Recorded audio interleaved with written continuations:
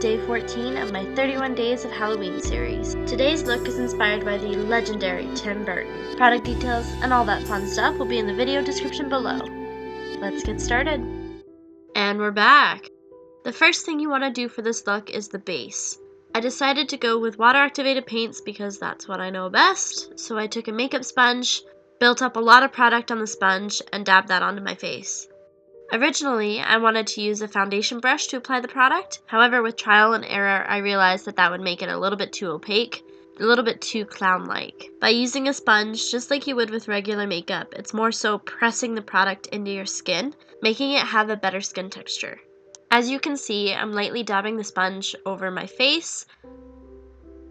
You're going to want to be very patient with this process. Sometimes when you use the sponge, it might pick up the product versus put it down. What I find works best is to use less water and more product, and that way it's a little bit more opaque when you apply it. On the more stubborn areas, I'm also using some cream makeup, dabbing that on and blending it out with the sponge. To set the base, I'm just using a translucent powder, as well as a little bit of white eyeshadow around the eyes because I know that area is more likely to crease.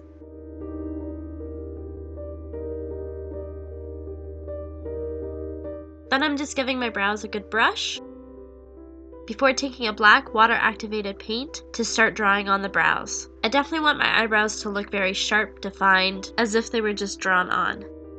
To make the character appear very sad, I'm making the inner brow portion curve upwards into a point.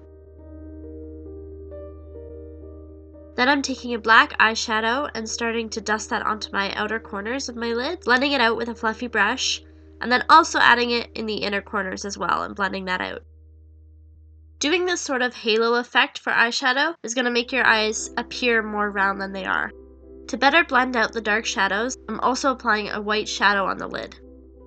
Taking a gray shadow and bringing that down the sides of my nose as contour and using a little bit of black shadow for the tip. Next, for the cheekbones, I'm just dragging a lot of black shadow on and blending it out.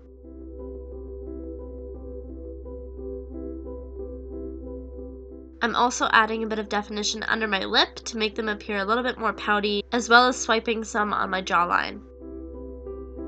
Such a beautiful angle. Don't forget to contour your temples and your forehead as well. I'm then applying some black lipstick to the center of my lips and diffusing it outwards, and then defining my cupid's bow and upper lip with some black body paint. You can go ahead and line your upper lash line with some black liquid liner, as well as your waterline with some white eyeliner.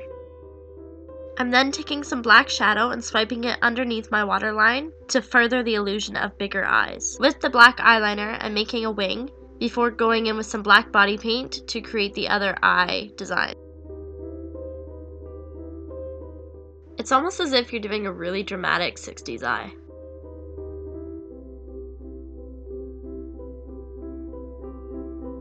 So I'm creating the initial lower lashes before crisscrossing ones on top of those.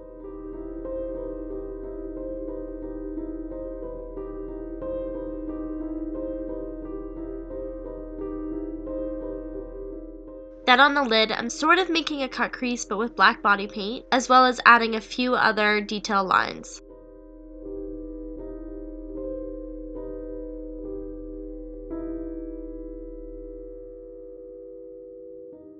I'm then adding a few dashes along my cheekbone with the black body paint to try to simulate a drawn effect. So wherever you want contour or an expression, you're going to want to add these lines.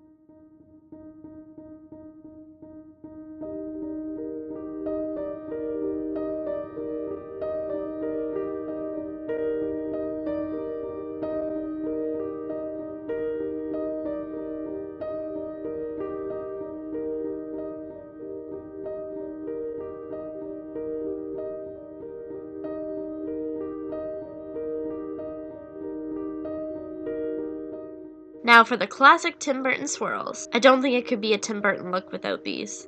You're going to want to make your initial swirl, then you can go back and make the lines a little bit thicker where you want, a little bit more triangular. It's really up to you how you want to make your swirls.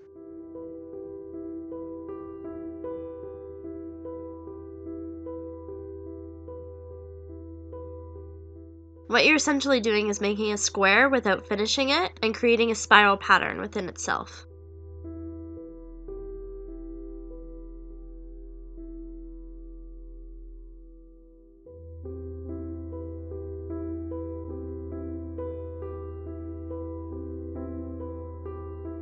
Don't forget to add the brush strokes along your jawline and underneath your ear.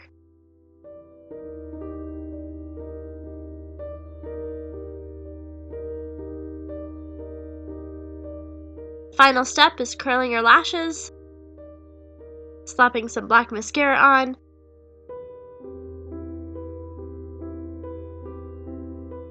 and then applying your lashes of choice.